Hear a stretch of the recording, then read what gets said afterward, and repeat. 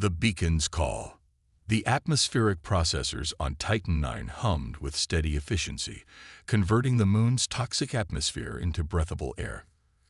Commander Ilara Chen stood at the observation deck of Research Outpost Horizon, her dark eyes fixed on the swirling gas giant that dominated the sky.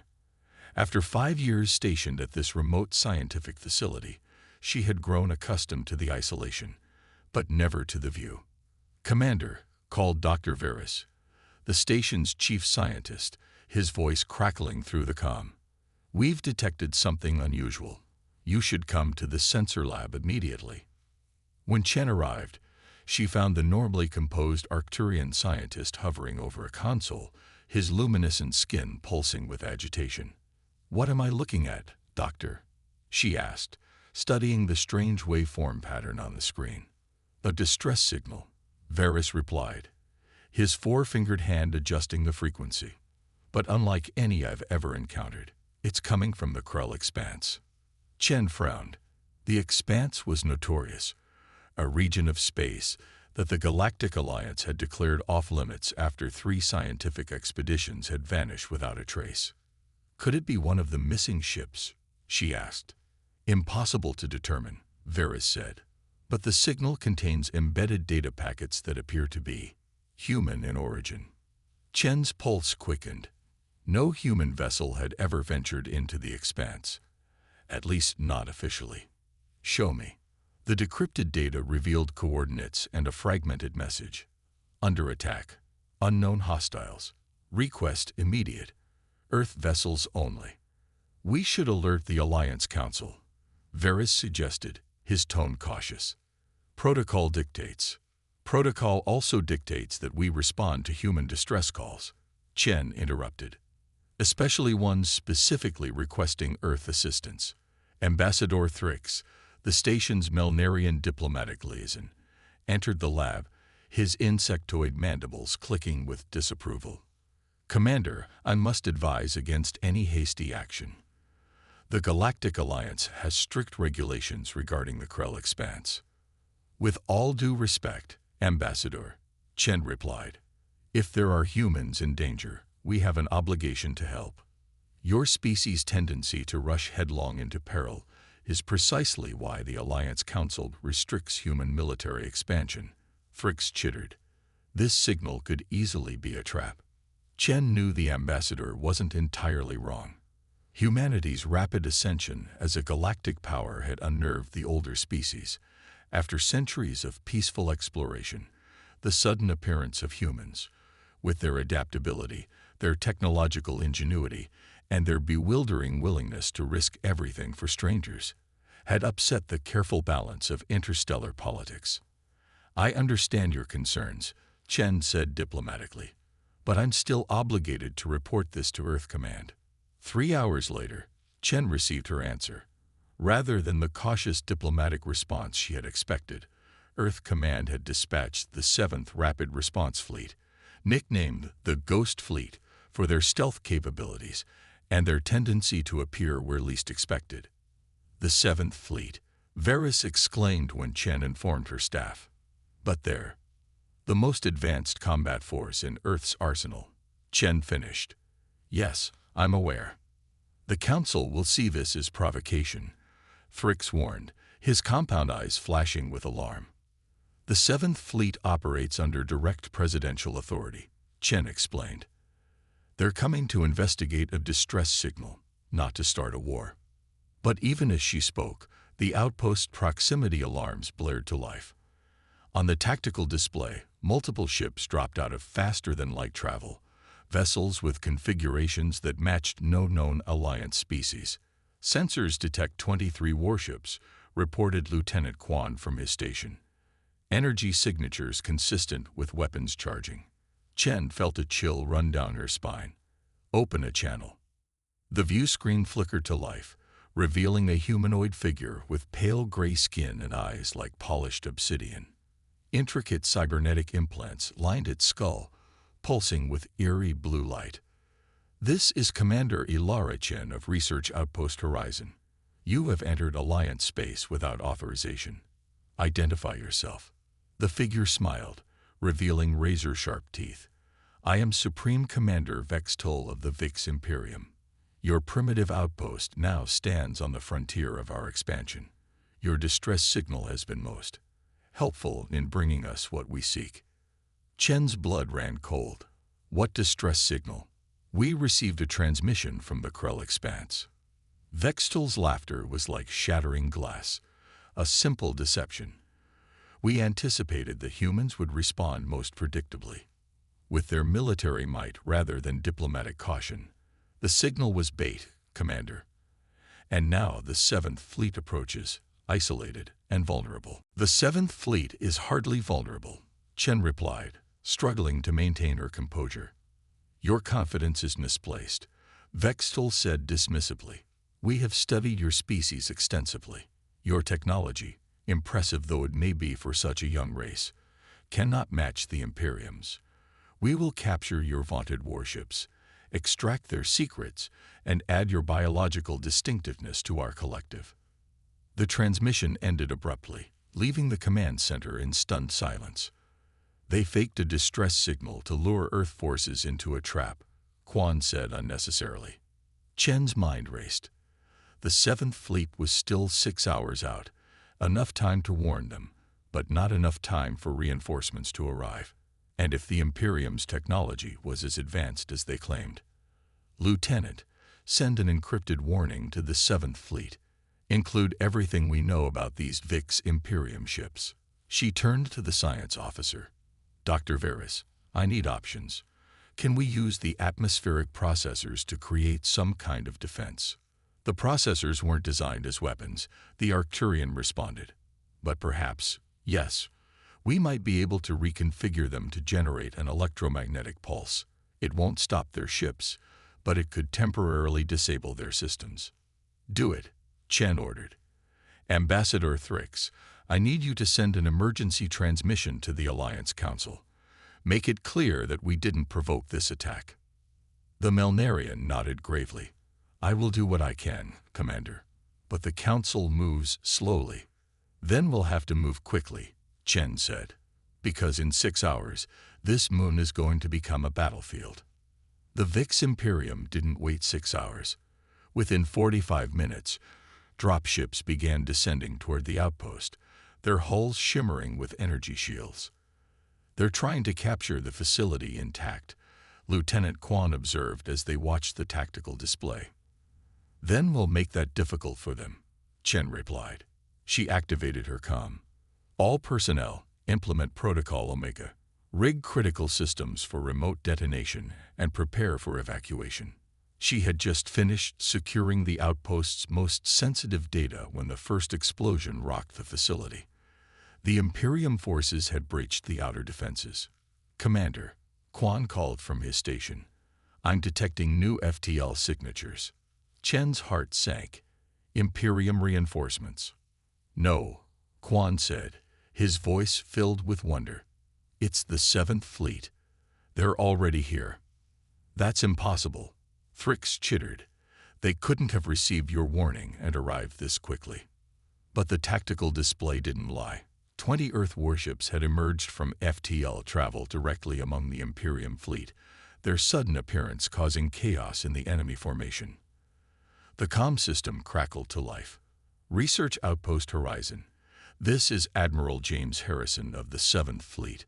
Seems like you folks could use a hand."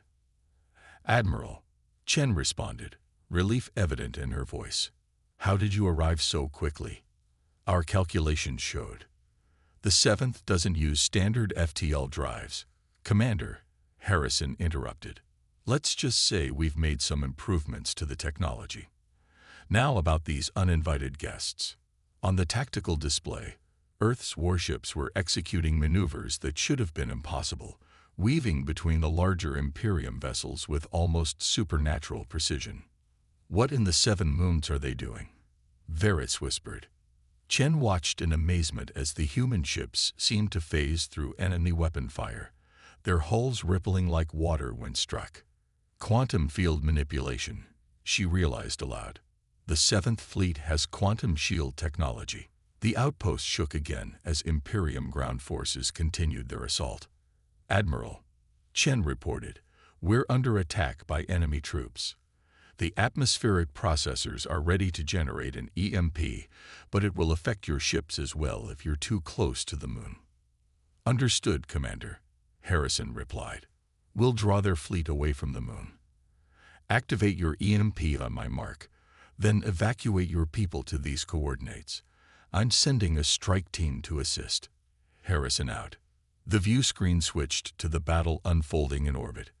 The human vessels were now deliberately provoking the Imperium warships, drawing them away from Titan IX with harassment tactics that seemed designed more to infuriate than to damage. "Their strategy appears counterproductive," Fricks observed. "They're making themselves targets." "No," Chen said, understanding dawning. "They're making themselves the only targets, drawing attention away from us."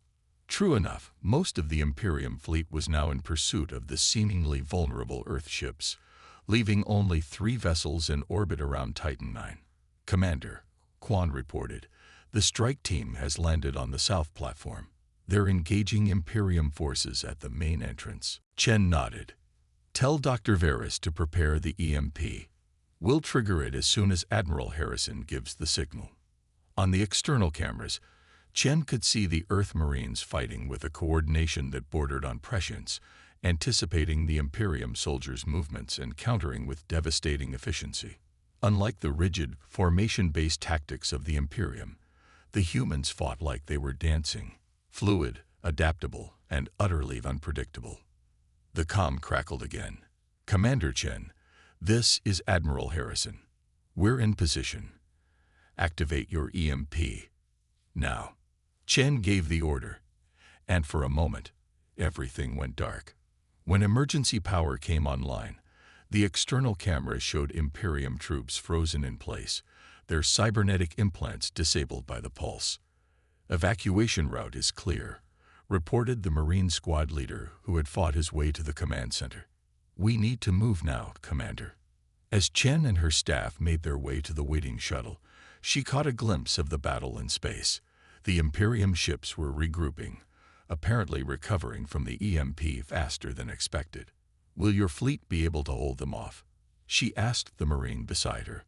The woman smiled grimly. "The Ghost Fleet isn't called that because we haunt places, Commander. It's because we make our enemies disappear." As if to emphasize her point, one of the Earth warships suddenly materialized inside the defensive perimeter of an Imperium dreadnought.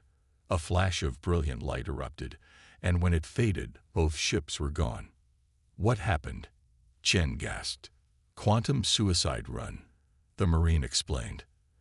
"They teleported their reactor core into the enemy ship's engine room. Both vessels are now scattered atoms." Chen stared at the tactical display in shock. The human fleet was employing tactics she had never imagined possible, sacrificing individual ships in kamikaze attacks that took out vessels 10 times their size. "This is why the Alliance fears us," she realized. "Not because we're warlike, but because we're willing to die for our principles." As their shuttle lifted off from the doomed research outpost, Chen watched the Ghost Fleet continuing its impossible battle against superior numbers and technology. The Imperium forces, so confident in their technological superiority, had made a critical error. They had underestimated humanity's greatest weapon, the willingness to defy impossible odds, the fire of humanity. Admiral James Harrison stood on the bridge of the EAS Phantom, flagship of Earth's 7th Fleet, watching the tactical hologram with steely eyes. The VIX Imperium vessels outnumbered his ships nearly 2-1.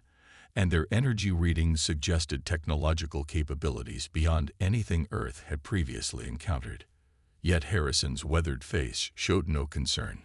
"Status report," he demanded, his voice calm despite the chaos unfolding around them. "Shield integrity at 63%, reported his tactical officer. The Imperium dreadnoughts are attempting to establish a containment formation. Valkyrie and Spectre are heavily damaged but still operational." Harrison nodded, his mind calculating possibilities. "Implement Operation Thunderstrike. Tell Captain Mercer to prepare for phase shift tactics." "Sir," his XO interjected. Thunderstrike hasn't been field-tested. The quantum fluctuations cold could tear our ships apart. Harrison finished. I'm aware of the risks, Commander, but those research personnel need more time to evacuate, and conventional tactics won't hold the Imperium at bay much longer. The bridge crew exchanged worried glances, but moved to execute his orders without hesitation. Trust in Admiral Harrison ran deep. His unorthodox strategies had saved human colonies from extinction more than once. Meanwhile, aboard the evacuation shuttle, Commander Chen was reviewing sensor data from the battle with growing astonishment. This shouldn't be possible, she murmured, watching as Earth vessels seemed to phase partially out of normal spacetime, becoming ghostly apparitions that Imperium weapons couldn't fully engage. Dr. Varys peered over her shoulder, his luminescent skin pulsing with scientific curiosity. Fascinating.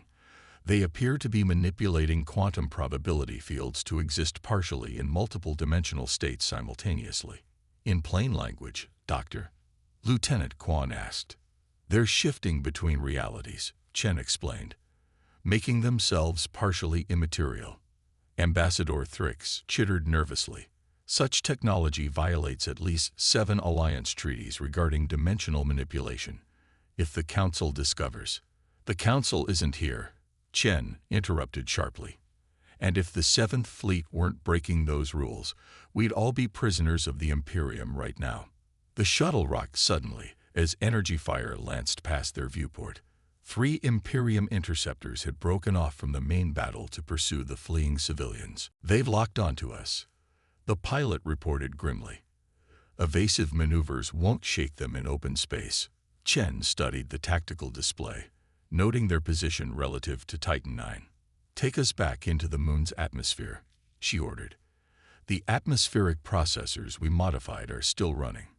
If we can lure those ships into the ionization field. The pilot nodded in understanding and banked the shuttle sharply, diving toward the swirling clouds of the moon below. The Imperium ships followed, their superior engines quickly closing the gap. They're within firing range, Quan warned. Just a little closer, Chen murmured, watching the distance to the processor array shrink.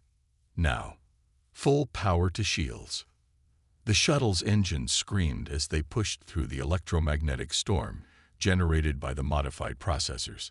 Behind them, the pursuing Imperium vessels flew directly into the invisible maelstrom. Their systems, already damaged by the earlier EMP, failed catastrophically. 2 exploded immediately. The 3rd tumbled helplessly through the atmosphere, trailing smoke and debris. Impressive improvisation, Commander, came Admiral Harrison's voice over the comm. But I suggest you clear the area. We're about to make things very hot in Titan IX's orbit. On the tactical display, Chen watched in amazement as the Earth fleet executed a maneuver that defied conventional space combat doctrine. Rather than maintaining formation, each vessel suddenly accelerated in a different direction, seemingly random patterns that made no tactical sense, until she recognized what they were doing. They're creating a gravity wave interference pattern, she realized aloud, using their ship's mass generators in concert. The effect became visible moments later, as space itself seemed to ripple and distort around the Imperium fleet. Ships that had been advancing in perfect formation suddenly collided, their navigation systems unable to compensate for the localized gravitational anomalies. All evacuees clear of the danger zone, reported the Marine Squad leader. Safe to proceed with Operation Thunderstrike, Admiral. Harrison's voice was grim. Acknowledged. All ships. Execute quantum resonance in 3, 2, 1. What happened next defied explanation. The Earth vessels seemed to fragment into multiple ghost images of themselves, each one partially transparent yet somehow still material. These phantom ships passed through the Imperium vessels, and wherever they intersected, the enemy ship's hulls simply dissolved. Quantum entanglement disruption, Dr. Varys whispered in awe. They're forcing the atomic structures of the Imperium ships to decohere. They're turning matter against itself, Quan added, his voice hushed. For several minutes, the bizarre ballet continued. Earth ships becoming wraith-like, passing through Imperium vessels and leaving gaping holes in their wake. Then, as suddenly as it had begun, the effect ceased. The human ships re-solidified, their energy signatures fluctuating wildly. "Admiral Harrison," Chen called over the comm. "Your ships are reaching critical instability." Harrison finished grimly. "Phase shifting puts tremendous strain on our reactor containment systems. We need to withdraw and reset." But the Imperium fleet, though battered, was regrouping. Their remaining vessels formed a new attack pattern, clearly preparing to press their advantage while the human ships were vulnerable. "Commander Chen," Harrison transmitted, "we're uploading tactical data to your shuttle. The Imperium ships have a structural weakness our sensors detected during close engagement. Their central power distribution nodes are poorly shielded against targeted graviton bursts." Chen understood immediately. "You want us to transmit this information to Alliance forces? If you wouldn't mind," Harrison replied, a hint of irony in his voice. "We'll hold them as long as we can, but—" The transmission dissolved into static as a new wave of energy weapons fire from the Imperium fleet engulfed the human vessels. "Their shields are failing," Quan reported, watching the tactical display with growing dread. Chen made her decision. "Transmit the tactical data to all frequencies, and set course for the Imperium flagship." "Commander," the pilot questioned in disbelief. "Their sensors are focused on the 7th Fleet," Chen explained. "They won't expect a civilian shuttle to approach. If we can get close enough to transmit the graviton burst frequency directly into their command network." "A one-way mission," Ambassador Thrix observed, his mandibles clicking softly. Chen nodded grimly. "I'm not ordering anyone to accompany me. The escape pods can carry the rest of you to the rendezvous coordinates." To her surprise, not a single member of her staff moved toward the escape pods. "With respect, Commander," Quan said firmly, "humanity doesn't abandon its own." As the shuttle accelerated toward the massive Imperium flagship, they watched the outnumbered and damaged Earth fleet continue its desperate defense. But something unexpected was happening. New ships were appearing on the tactical display, vessels with configurations unlike anything in Earth or Imperium registries. "Vanishar warships," Ambassador Thrix identified in shock. "But the Vanishar are isolationists. They haven't intervened in an intergalactic conflict in over 3 centuries. Yet there they were, the crystalline vessels of the enigmatic Vanishar race, their legendary phase shift technology even more advanced than Earth's experimental systems. They moved through the Imperium fleet like vengeful spirits, their energy weapons cutting through Imperium shields as if they didn't exist. "This is Emissary Tavesh of the Vanishar Conclave," came a melodious voice over all communication channels. "We have monitored this unprovoked aggression by the Vix Imperium. The courage shown by Earth forces in defense of non-combatants has impressed us. We offer our assistance." The tide of battle shifted instantly. Caught between the regrouping Earth fleet and the newly arrived Vanishar vessels, the Imperium forces began a fighting retreat. Supreme Commander Vextol's face appeared on the shuttle's view screen, his cybernetic implants sparking with damage. "This is not over, humans. You have merely delayed the inevitable. The Imperium does not forget, and we do not forgive." "Neither do we," Chen replied coldly. "And now you've given the Alliance something it's never had before, a reason for humans and Vanishar to work together. I suggest you calculate those odds carefully before your next invasion attempt."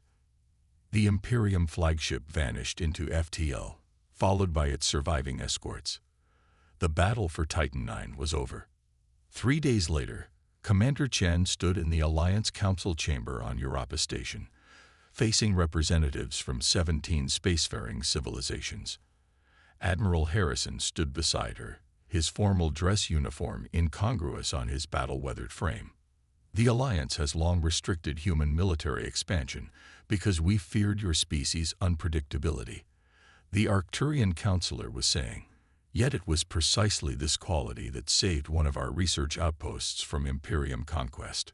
Humans are indeed unpredictable, agreed the Vanisher representative, Tovesh. But we have observed that this unpredictability is guided by principles worth emulating: courage, self-sacrifice, and the protection of all sentient life.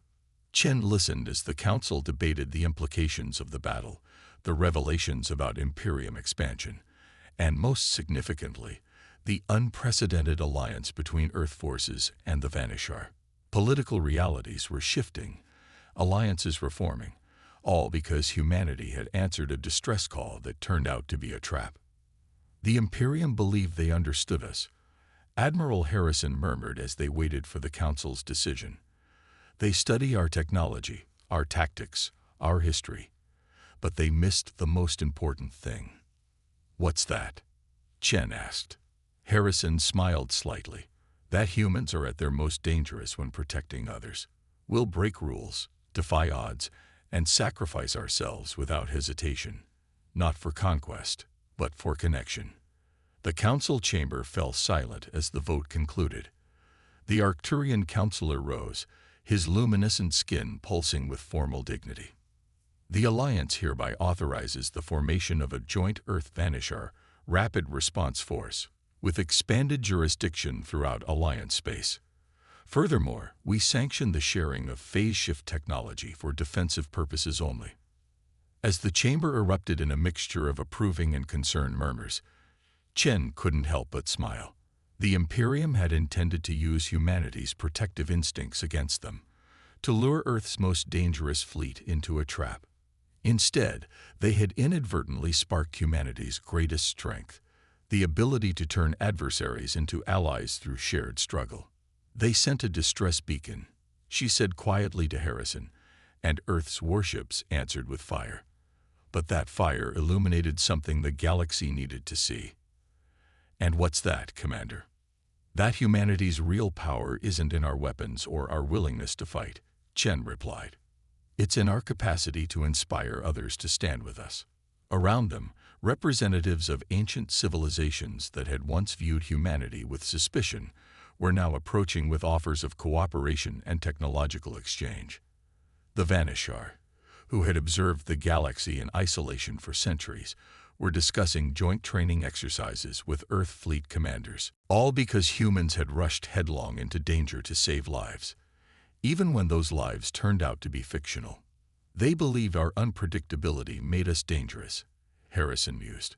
They weren't wrong. No, Chen agreed, but they misunderstood what makes us dangerous. It isn't our capacity for violence, it's our capacity for connection. And that's a fire that only grows stronger when shared.